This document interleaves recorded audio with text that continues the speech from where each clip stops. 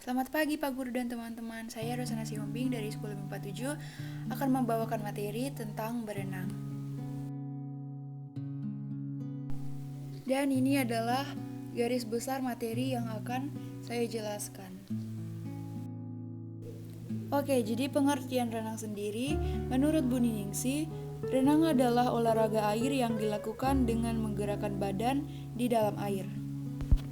Lalu manfaat berenang yaitu pertama sebagai sarana bermain, dua menyehatkan badan dan dapat merangsang gerakan motorik. Nah, lalu ini adalah sejarah singkat dari olahraga berenang. Jadi olahraga renang sendiri memiliki 4 prinsip. 1. Prinsip hambatan dan dorongan. 2. Prinsip keteraturan dalam penggunaan dorongan. 3. Prinsip hukum aksi dan reaksi. 4. Prinsip momentum. Tentu saja, sesuatu yang berlebihan akan berdampak buruk bagi tubuh manusia. Jadi risiko yang dapat timbul akibat terlalu sering berenang yaitu gatal-gatal, influenza, infeksi telinga, dan jamur kulit. Lalu sarana dan prasarana renang, ada kolam renang, balok start, pakaian renang, pengukur waktu, serta lintasan. Cara berenang yang baik dan benar. Jadi sebelum berenang, tentu saja kita perlu melakukan pemanasan. Lalu, pastikan nyaman di dalam air. Lalu jangan lupa latih pernapasan. Nah, jadi ini adalah nomor pelomba renang menurut jarak tempuh dan jenis kelamin. Nah, selanjutnya adalah macam-macam gaya renang. Yang pertama adalah gaya katak atau gaya dada.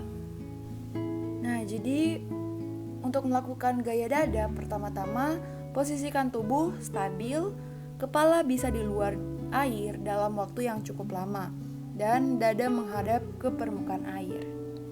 Sedangkan kedua tangan bergerak seakan membelah air.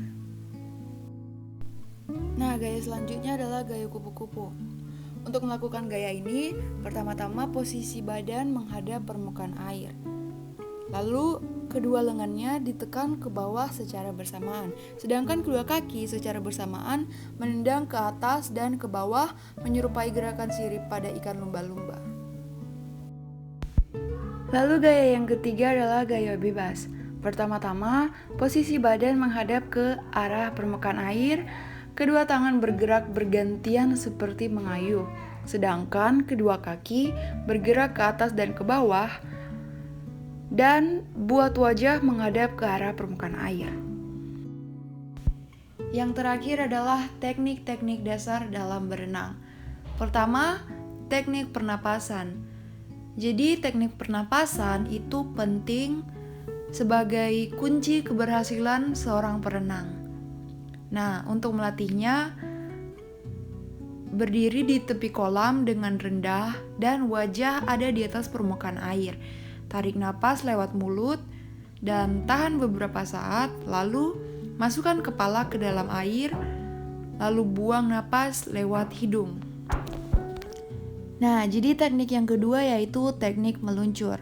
Untuk melakukannya, pertama turunlah ke kolam yang dangkal dan berdiri dengan membelakangi dinding kolam. 2. Tempelkan salah satu telapak kaki ke dinding tepi kolam dengan jari-jari ke bawah sebagai tolakan buat meluncur. Langkah selanjutnya yaitu dorong badan memakai kaki dan meluncurlah sejauh mungkin. Namun, usahakan agar posisi kepala masuk ke dalam air, jadi telinga sejajar dengan lengan. Nah, itu tadi materi tentang renang.